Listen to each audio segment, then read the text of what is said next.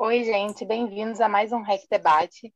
Nós somos as integrantes do Círculo de Resenha Cinematográfica e hoje estão aqui presentes nossas orientadoras, a Luciana Viale e a Patrícia Lilenbaum, e nós que somos de resenhistas, a Gisele, a Bia e eu, Bárbara.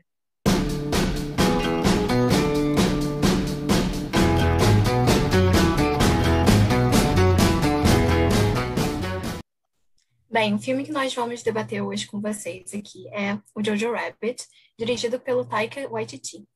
O filme foi lançado em 2019 e recebeu uma ótima recepção da crítica, marcando presença na temporada de premiações de 2020 do Oscar, e chegou até a ganhar o Oscar de melhor roteiro em 2020. A história é ambientada em uma cidade tipicamente alemã durante a Segunda Guerra Mundial e é retratada a partir da visão do Jojo, que é um menino de 10 anos. Ele é defensor ferrenho do nazismo e tem o Adolf Hitler como melhor amigo. Na verdade, amigo imaginário, né? E a vida dele vira de cabeça para baixo quando ele descobre que a mãe dele está escondendo no sótão uma garota judia. É isso, e como eu disse anteriormente, nossa convidada de hoje é a Patrícia Lilenbaum, que é doutora em literatura e professora lá do Instituto. E você quer se apresentar, professora, começar dando suas considerações iniciais aí sobre o filme? Esse é um filme, né, que é um pouco intrigante, embora ele não seja assim, uau, nunca se fez isso, né? Essa questão de lidar com Segunda Guerra, nazismo e Holocausto, né, pelo viés do humor, né, da sátira, né, do deboche, isso não é exatamente uma novidade. Mas eu acredito que sempre quando isso é feito, né, com temas que são sérios, graves, né, eu acho que sempre deixa as pessoas assim, acho que com uma atitude talvez um pouco dúbia, meio ambígua. Por um lado, a gente dá graças a Deus, porque o tema é tão pesado que, de repente, é até bom que alguém visite o tema com um certo humor, né, para dar um alívio cômico, de não ficar, né, naquela tensão. Mas, por outro, gera esse atrito, né, e isso também pode ser incômodo, né, porque, por um lado, ok, ai, que alívio, mas, por outro, mas isso é um tema sério, né? Mas como é que eu estou rindo disso? Então, acho que esse tipo de filme, né, gera essa dupla percepção, assim, no espectador, né? E aí é claro que vai um pouco de cada um, de acordo com suas experiências, seus gostos, né? Meio que como é que reage, né? Até que ponto é uma experiência positiva ou negativa, né? E como vocês falaram, né? O Jojo, ele é, né, um menino alemão, né? Uma criança, né? Enfim, uma criança, uma jovem criança, enfim, né? Um infante. E ele realmente tem Hitler como um amigo imaginário, né? Esse Hitler, pelo que eu sei, é interpretado pelo próprio diretor, né? Esse Hitler meio cômico. E aí é interessante, né? Porque, assim, né? Se eu for super resumir sobre o que é esse filme, né? Porque isso é sempre uma porta de entrada para a gente pensar filme. Sobre o que esse filme fala? Primeira vista, é como é que o jovem alemão, a criança alemã, via o nazismo. Ou seja, a criança que vivia aquela época da ascensão do nazismo, depois da Segunda Guerra, né, que estava no meio, né, daquela guerra toda, como é que ela enxergava o nazismo, os nazistas, Hitler? E aí a primeira resposta que a gente tem é que Hitler é um salvador da pátria. Né? Para o Jojo, Hitler é tipo assim, o meu herói, né? Meu ídolo. É quase como se fosse um ídolo pop mesmo. E a gente vê que na cena inicial também é uma outra porta de entrada, inclusive literal, para um filme. Primeira cena aparece Hitler realmente como salvador de todos. E o Jojo meio que vê ele como um ídolo, uma referência, tanto que toca, né? A primeira trilha são os Beatles em alemão, porque realmente os Beatles, né? Antes deles ficarem famosos, eles chegaram aí a Hamburgo e tocaram lá, né? Porque era uma cena rock, né? Que existia nos anos 60 e eles chegaram a gravar em alemão. Então é interessante que o diretor pega essa referência, né? Beatles em alemão, apesar de estar em alemão, você reconhece aquela música pop anos 60. E é claro, quem são os Beatles? Os Beatles são ídolos pop. Né? E quem é Hitler nesse filme? Hitler também é um ídolo pop. Então, né, eles estão meio que, né, enfim, um papel é sobreposto a outro, né, porque eles são ídolos. E, ao mesmo tempo, a gente também vê que o Jojo, ele fica, né, pensando em Hitler na guerra porque ele quer virar um homem, né, e essa vontade de se tornar um homem, para ele, está associado à força, à violência, ir para a guerra, né, tem a ver com isso. E aí, essa questão, né, de que Hitler é o ídolo dele, e é um ídolo pop, né, essa questão pop, né, que vem da canção dos Beatles, né, sendo tocada no fundo, tem muito a ver também com o que eu acho que é um filme sobre os alemães, né? Na verdade, esse é um filme que não é assim sobre o nazismo, a Segunda Guerra, muito menos sobre o Holocausto. Eu diria que é um filme que fala sobre o povo alemão, como é que era para o povo alemão viver o nazismo, né? E a gente vai ver que isso acontece no filme, de acordo com o personagem, isso acontece de várias formas. Para o Jojo é um encantamento. O Jojo vê, né, os nazistas, enfim, Hitler, uau, são os heróis, é quem eu quero ser quando eu crescer, né? E aí, por um lado, se a gente, de repente, isso é um alívio cômico, né? Acha isso, uau, realmente é uma criança, né? Tinha que ser uma criança, né? Para considerar que Hitler pode ser um ídolo. Mentira, porque os adultos daquela época, muitos consideravam Hitler um ídolo também, né? Então, a questão da idolatria não é só porque é uma criança, né? Isso fazia parte daquela época, e essa criança é fruto daquela época. E aí também é interessante para a gente imaginar essa questão, né? Então, uma criança, né, consegue realmente ser seduzida pelo discurso nazista, né, pelo discurso de Hitler, assim como os adultos também foram. Por quê? Porque, na verdade, né, esses discursos de ódio, né, que fomentam ações terríveis de ódio, eles sempre parece que ganham uma máscara sedutora, e isso não é só naquela época, para aquele povo dos anos 20, 30 e 40 na Alemanha. É em qualquer época, né? O discurso de ódio parece que é sempre um discurso, né, esquisito, né? É de ódio, mas tem, né, uma máscara muito sedutora, né? E seduz naquela época, seduz hoje em dia, e acho que até essa questão, né, de ter essa associação com Beatles, pop, a questão da idolatria, meio que mostra um pouco assim, que é muito gostoso ficar escutando Beatles, né? Até porque o filme a gente já sabe que vai ser um termo indigesto, aí tá lá Beatles em alemão, mas é Beatles, aí a gente está lá, né? Que é atraente, é gostoso de ouvir, né? Acho que para os jovens, né, é bem atraente, mostrando que isso é uma coisa assustadora. Será que para os jovens atuais também Hitler não poderia ter sido sedutor?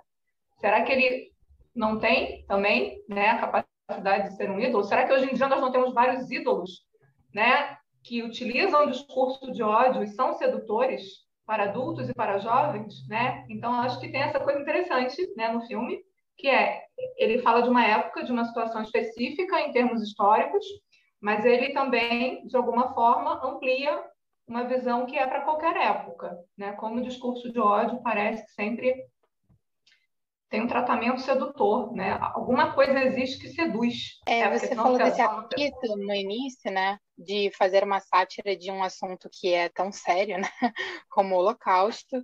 E a gente lendo resenhas, né? Lendo críticas, a gente viu muitas pessoas assim apontando que talvez o filme não fosse muito bom por trazer esse tom mais cômico numa conjectura atual que a política está muito acirrada, que está tudo muito crítico, né, a situação. O que você acha? Você acha que esse filme veio em bom momento ou que não?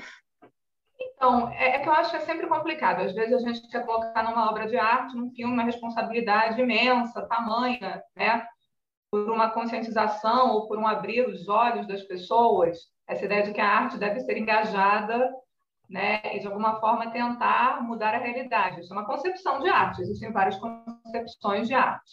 Em geral, quem faz esse tipo de crítica pensa muito por esse lado, né? A arte tendo que ter, de alguma forma, uma função mais realista, né, um instrumento de ação e transformação da realidade.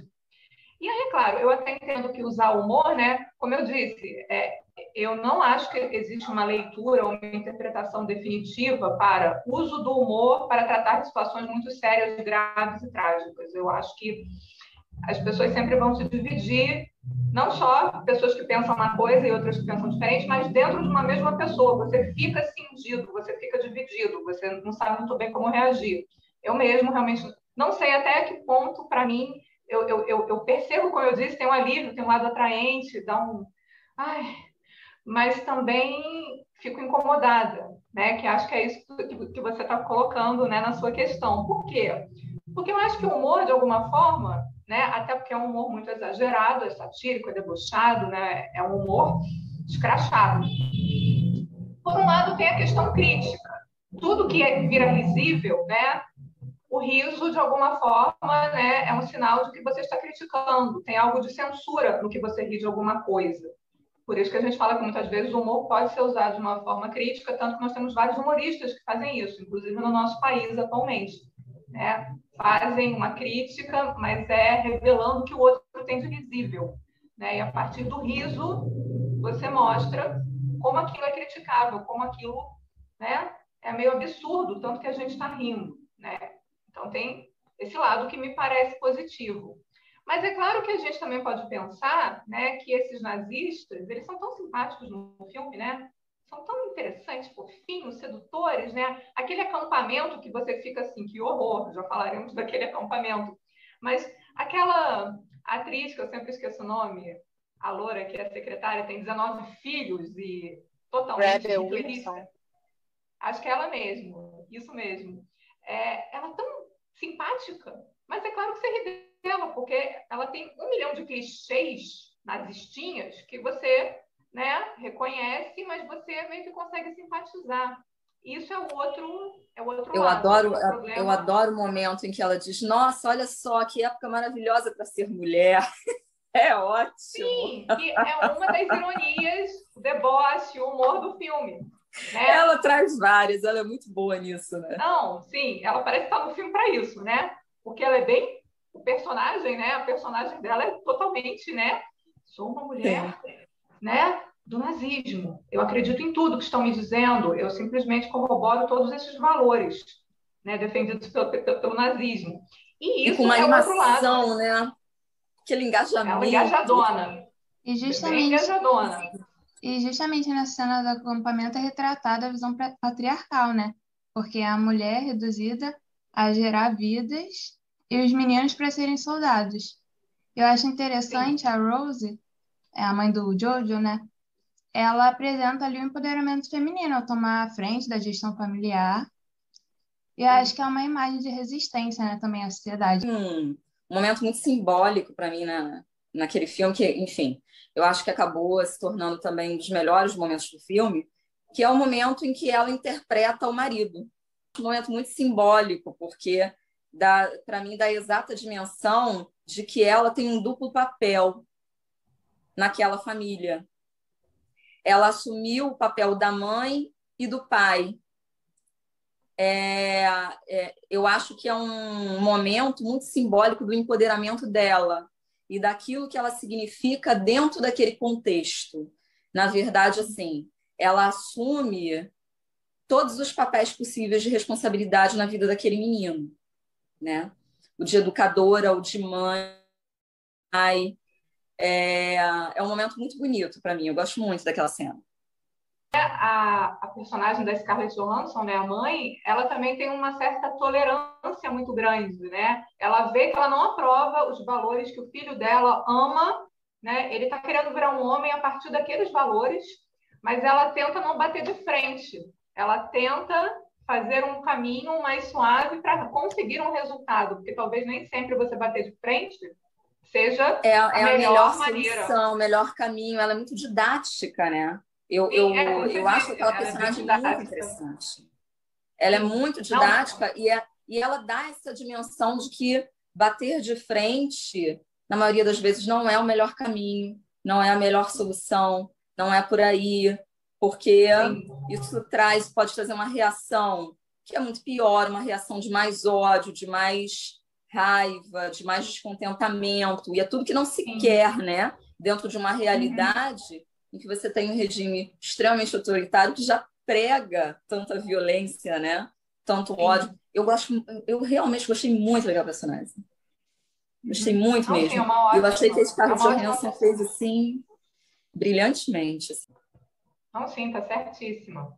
E aí, voltando no que Gisele tinha perguntado sobre a questão do humor, né? Essa questão, como encarar você usar humor para um assunto como esse, né? Até que ponto também não fica um enfraquecimento do poder de crítica no que você torna simpático as pessoas às quais você critica. Então, acho que filmes e obras que usam o humor para falar de questões graves que incluem morte, ódio, né, e por aí vai, é claro que eu acho que você não consegue uma cisão perfeita, uma síntese perfeita. Não vai ter jeito, vai ser uma obra que vai estar sempre em atrito. E sim, há questões éticas envolvidas que a gente também não tem como responder, até que ponto é ético ou não você utilizar o humor para falar de assuntos como esse. Porque tem uma outra questão que é o conhecimento prévio das pessoas. Será que todo mundo que foi ver esse filme e outros filmes por aí tem conhecimento histórico necessário para sacar, para fazer essa interpretação, essa leitura da crítica? Ou será que tem gente que viu esse filme, uau, uau, beleza, muito engraçado. Esses caras aí, né? Pois é, né? Essa mulher muito engraçada. Ah, esses nazistas aí, tudo gente boa, né? Tudo gente boa. A gente não sabe, porque, é claro, tem alguns conhecimentos básicos. Você tem que saber o que foi o nazismo, e tem gente até hoje que acha que o nazismo era de esquerda, né? E essas coisas malucas, esses conceitos políticos totalmente invertidos, né? Que se tem hoje em dia. Você tem que ter um mínimo de conhecimento político básico, né? O que foi o nazismo, o que foi a juventude hitlerista dentro do nazismo, né? Porque é por isso, por causa desse movimento dentro do nazismo, de você conquistar a sua juventude, já educar, né, as crianças dentro daqueles valores, né, dentro daquilo, né, e que acabou, né, no final da Segunda Guerra, estavam mandando crianças de 12, 13 anos para as linhas de frente, que não tinha mais alemão vivo, né, adulto para ir praticamente, né. Então, assim, você estava educando crianças, né, para terem esse tipo de postura, uma coisa muito cruel, né, e tem que se entender um pouco, né, tanto que o acampamento mostra, de uma forma, é claro, caricaturada, mas mostra basicamente como é que era a ação dessa juventude hitlerista. Podemos achar engraçadinho, mas se a gente tem um conhecimento mínimo histórico de que realmente isso existia, né, e que era para realmente pregar, meio cegar, né, as pessoas dentro daqueles valores totalmente acríticos, né? É isso e você vai ser assim, você vai acreditar que isso é bom. Né? Até mesmo, né, no conhecimento histórico mínimo sobre o fato de que existia uma resistência alemã. Né? Acho que quem viu aquele filme do Tom Cruise, que ele fazia o von Stauffenberg. Era Operação Valquíria? Operação Valquíria, isso mesmo. Isso. Né, que Tom Cruise interpreta o von Stauffenberg, que foi, né, resistente. Né? E apesar de ser um homem de confiança no exército, né, ele foi considerado um traidor, executado, e hoje em dia, né, já há algumas décadas, a partir dos anos 50, 60, né, houve uma revisão disso na Alemanha, e ele é um herói alemão, né, inclusive tem um memorial para ele justamente lá em Berlim, no local que ele foi executado. Tem um memorial e tem uma exposição nesse lugar sobre a resistência alemã. E isso é um dado histórico também que é importante, porque o que a gente tem em geral? Também um pouco de pensamento clichê. Os nazistas são maus, o restante do mundo era bom. Isso quer dizer que os alemães são maus, são malvados por natureza, eles são gente ruim, gente cruel, e que não pode ser visto também dessa forma, né? Acho que cada históricas que a gente não está lá para saber como é que foi aquilo, né? Mas a gente tem que ver que durante umas décadas, vocês sabem, né, que quando a Segunda Guerra acabou, a Alemanha foi dividida, né? Alemanha Ocidental, capitalista, Alemanha Oriental, né, comunista, né, e que o povo foi separado meio que da noite para o dia, né? E durante muito tempo não se pôde falar sobre essa narrativa de que a Alemanha também sofreu, que a Alemanha também foi vítima de alguma forma, né? Porque o alemão é o cruel, é o malvado, é o nazista, ele fez mal. Então agora está pagando pelo que fez, vamos simplificar assim. Né? E eu diria que nos últimos 20 anos, mais ou menos, né, eu acho, não sei, um pouco depois da queda do Muro de Berlim, né, e a queda desse confronto da Guerra Fria, eu acho que começou a surgir, né, nesses últimos 30 e tantos anos, por aí, né, aos poucos, um direito ao povo alemão de também se sentir, digamos, vítima, de também mostrar, olha, houve, né, quem fosse pró-nazista, a maioria, mas nós também tivemos heróis, nós também tivemos pessoas que resistiram, né?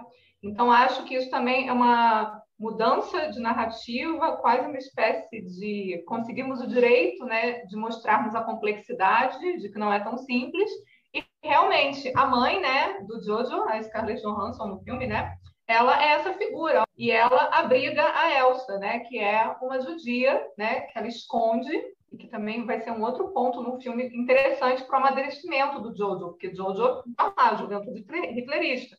Hitler é meu ídolo, né? E o contato que ele vai começar a ter com a Elsa faz ele meio que abrir os olhos um pouquinho, né? Até porque ele acredita... O que são os judeus, né? Nossa!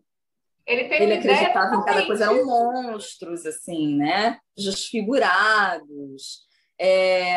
Você vê, né, a ideologia nazista desumanizando o judeu, né? E aí, de repente, ele se depara com ela, que é uma menina.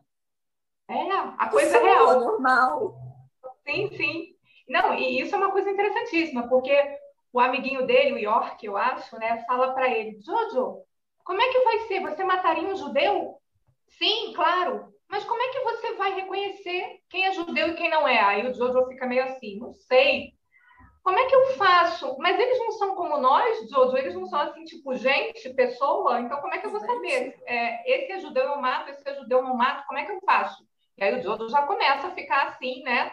É verdade, talvez seja mais complexo que isso. E o amiguinho é maravilhoso. Ele é maravilhoso. Ele é um ponto de consciência crítica, né? De ser aquele lado infantil que é desconfiado, que coloca questionamentos, que não é tão cego. Aproveitando, vocês estão falando da figura do Jojo e do York, né? Eu acho que muito interessante nessa parte é que quando ele encontra a Elsa, né? Ele vê o quanto ele estava errado, né? Porque ele tem uma concepção muito errada, ali, muito manipulada. Eu acho muito interessante o relacionamento que ele vai tendo ao longo do filme, como é que ele vai saindo daquela bolha que ele está inserida, né? E a forma que isso é tratada, né? Tudo bem delicado, com cuidado, e ele vai abrindo seu horizonte até no final do filme, né? Ele entendeu o que estava acontecendo ali ao redor dele, né? Sim. Na verdade, esse filme também pode ser visto, inclusive, o que a gente chama, que é um termo alemão da literatura, que é o Bildungsroman, que é o romance de formação, né? O Jojo começa o filme, ele é uma criança meio tolinha, né? Meio ingênua, né? Que se deixa levar por muito brilho e por certas visões fantasiosas do que é ser homem, do que é ser heróico, né? Do que é ser honroso. E aí, ao longo do filme, né? Seja em contato com York, seja em contato com a própria mãe e com a Elsa, ele vai transformando um pouco a visão dele. Até porque o apelido dele, esse Rabbit, né, esse coelho, que tem a ver com episódios lá no acampamento, né, ele não consegue matar o coelho. Né? E a partir daí ele passa a ser o coelho fraco, né, o que não consegue executar algo a sangue frio, friamente, né, sendo macho, sendo duro, sendo homem. E aí também começa a ver, peraí, mas será que é isso que eu quero ser, né? É isso que é ser um homem honrado, uma pessoa honrada, né? E aí eu acho que ele vai ganhando uma certa consciência, né? De que, por exemplo, a própria mãe dele, né, é uma figura honrada. Ela acho que é interessante porque a personagem é construída com uma certa leveza, né? Como vocês também já apontaram. Ela é pai, mãe, ela é resistência, ela está lá engajada na resistência ao nazismo. Só que ela trata ele de uma forma, né, meio assim, com quase um excesso de paciência, né? É muita tolerância, né? Porque ela sabe que qualquer coisinha pode estragar para sempre o Jojo. E talvez ela pense, talvez ele tenha que ver por conta própria, né? Como são as coisas, né? E tirar suas próprias impressões e entender o que são esses lados aí que estão em conflito. Tem a cena da dança dela, né? Que eu acho belíssima, porque tem justamente a ver com essa leveza no meio daquele horror, né? Que é um contexto que, apesar de ser visto de uma maneira, né? Ser retratado de uma maneira muito satírica, é terrível, né? A maneira como se idealiza e se seduz a juventude por uma coisa tão violenta. E aí tem um enfoque, né? Nos sapatos. São sapatos, assim, bastante diferentes, são coloridos, né? Também tem essa marca da cor, né? Ela geralmente traz muito a marca do colorido né? Sim. E aí, aquele momento, né, que a gente pensa assim, nossa, esses sapatos, né? Como chamam a atenção. E aí não tem como você confundir quando você vê os sapatos depois naquela cena, e ele a cena dos sapatos dela pendurados, enfim, é um divisor de águas, né? Parece que você tem um primeiro ato para ele e um segundo ato para ele no filme, que a partir daquilo o mundo dele desmorona de vez, vem abaixo de vez, e ele é obrigado, né, inclusive a abrir mão de uma parte da infância, né? Da inocência da infância dele, porque ele é obrigado a ver o que está por trás daquela cortina da idealização, daquela cortina da sedução, daquela ideologia. E a maneira como você faz essa divisão no filme, né, de atos, eu achei muito satisfatória, assim, muito bonita. Aproveitando que você estava falando nisso, né, eu achei muito bonito no filme, né? No começo a iluminação é bem clara, as cores conversam muito ali com a narrativa, que é mais leve, né? E aí, nesse momento do sapato, começa a mudar tudo. Parece que tudo escurece. E a cidade, você vê também. Sim, muda completamente. Não, sim, isso é muito interessante. Nós sabemos o que os sapatos pendurados lá representam, né? Então, é o fim de um momento da vida dele. É quando também o humor do filme diminui drasticamente. Eu diria que praticamente acaba. A fotografia fica muito mais escura, né? As cores se vão, e aí, é claro, justamente quando a cidade está sendo também bombardeada, os aliados estão chegando, e aí eu acho que o final do filme mais grave, né, com o peso que a questão tem que receber, eu acho que resolve um pouco esse dilema ético, que ele mostra, realmente, olha só, no final das contas, ó, se você não entendeu, não tem um conhecimento histórico suficiente, é ruim, tá? Tudo isso aí que a gente mostrou com tons de humor, de leveza, né, de deboche aqui e tal, é terrível, é uma crítica. Se você não entendeu, isso aqui tudo é uma crítica, né? Não é para você simpatizar com essa gente, mas aí também acho interessante que mostra como em teoria, né, é bem simpatizável, é bem sedutor, né? Só que olha só, o produto disso tudo é morte, enfim, ruínas, né? É isso que nós acabamos tendo em troca, né?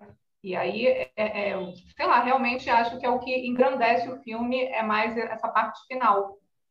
Isso. E falando dessa transição aí que vocês apontaram, eu acho que essa é uma das coisas que eu mais gosto no filme, justamente esse gênero dele, que ele é uma comédia dramática. Então tem esses momentos, como a gente já falou, né? O filme ele conta com a presença desse amor muito ácido, né, que vai usar de estereótipos muito exagerados para zombar de nazistas, principalmente naquela cena lá do acampamento, a gente vê isso com muita clareza, né? Tipo, do que eles pensam ser os judeus, e assim, os estereótipos muito exagerados para zombar disso. Mas ele também tem, além dessa comédia, né, que está presente no filme inteiro, ele também trata de assuntos extremamente sérios e possui essas cenas muito dramáticas e muito tristes, né? E eu acho isso engraçado porque de uma hora você tá rindo muito com o filme e outra hora você cai nessa cena do sapato. E você nem percebe essa transição da comédia pro drama, entendeu? Porque é feito com tanta suavidade que eu acho aquilo maravilhoso. E eu acho que essa suavidade se dá principalmente pelo fato da narrativa ser pelos olhos de uma criança, né? Que permite essa transição com essa leveza. Sim, que é também um pouco o que justifica essa visão mais bem-humorada, de que Hitler e os nazistas são ídolos, né? Porque para a criança, em teoria, e isso também é um questionamento. Ok, nós aceitamos que uma criança tem essa visão, mas os adultos terem, né? Isso sim é ainda mais criticável. É uma coisa fofinha, pop, ai, gostosinha. E que é muito a pegada do Taika Waititi, né? Ele gosta dessa pegada da comicidade para tratar de temas mais densos. Na verdade, ele chega, em alguns momentos, até a fazer terrir mesmo, né? Que é aquela comédia escrachada com terror. Acho que ele conseguiu uma transição muito boa. Inclusive, né, já que ele usa uma trilha sonora pop, né, tem essa, eu nem sei como é que se chama, de sincronia, né, entre a época retratada e a trilha sonora. Depois ele vai finalizar, né? É uma música que já é um clichê, mas é lindíssima, que é Heroes, do David Bowie.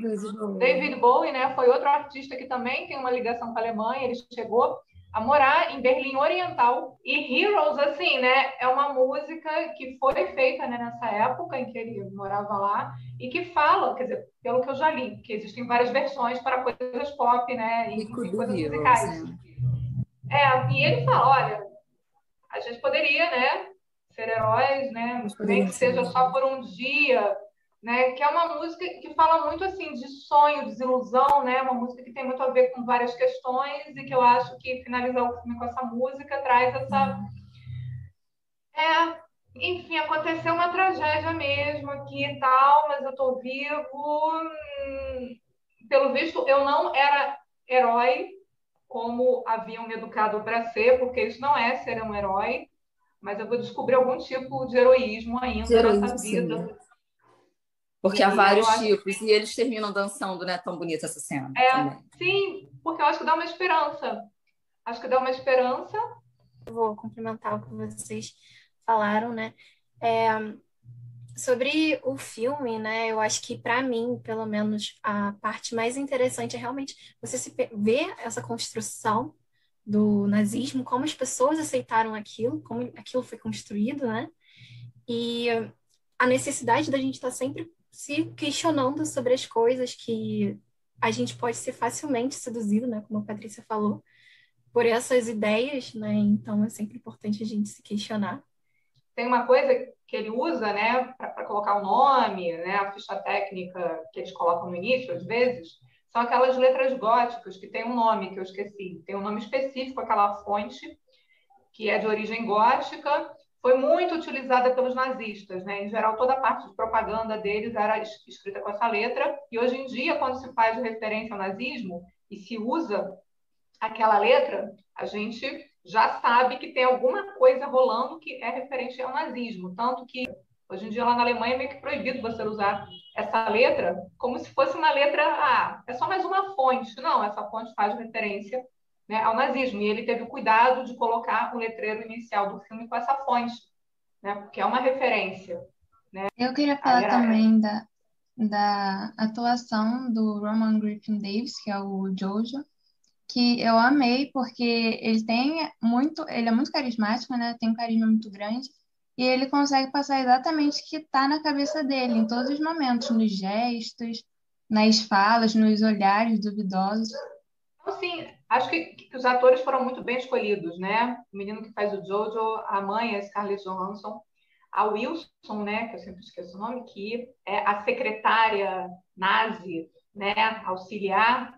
Acho que é Sam Rockwell que faz o Capitão K, né? Ele também está bem. A menina que faz a Elsa. Acho que todos os atores estão muito bem, né? Assim, sei lá, harmonizados, bem colocados no filme de uma forma geral, né?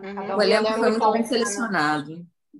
Sim. Eu lembro que a Luciana já tinha comentado com a gente da grande sátira que é o Taika fazendo o Adolf Hitler, né?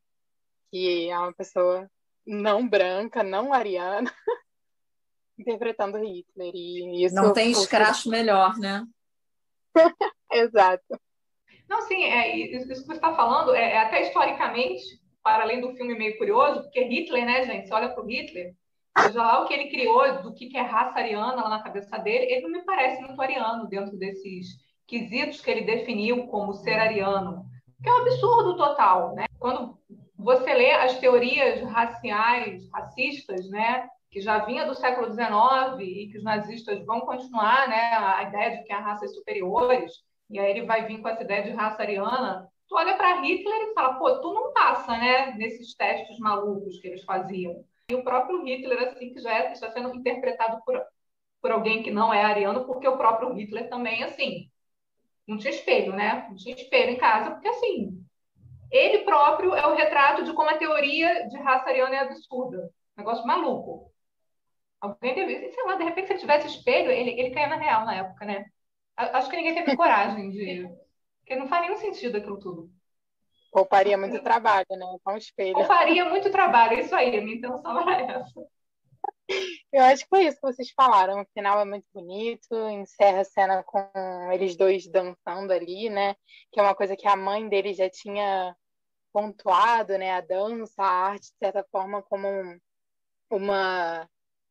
Como você comemorar a liberdade, você comemorar a vida. E eu acho que é um encerramento muito adequado e muito bonito pro filme. É isso. Então é assim que a gente termina o nosso REC Debate de hoje. A gente queria agradecer a participação da Patrícia e também a todo mundo que assistiu até o final. Pode comentar no vídeo, mandar sugestões. E é isso. Muito obrigada por todo o apoio que vocês têm dado no nosso perfil. E fiquem de olho aí que vai vir mais conteúdo aí em breve. Tchau, tchau, gente. Tchau. Até a próxima. Com minhas habilidades tecnológicas, estou decepcionada com a diferença de luminosidade entre a câmera do computador e a câmera do celular. Estou muito decepcionada com tudo isso. Acho que a gente tem que ter esperança, ainda dá tempo de ser rica assim. Já falei para você. Silence! Gente. E é isso. A esperança é a última que morre, né, Gisele? É nesse nível, né? Agora sim, eu já vou avisando para vocês. Se vocês acham que a Canadá vai ficar rica e tal, se vocês ficarem ricas por um acaso, vocês têm que manter a gratidão à minha pessoa. Se por acaso alguém aqui irritar, eu não quero saber desse negócio de ficar fingindo que não me conhece. Agora acabou o teste, que vai ser para real.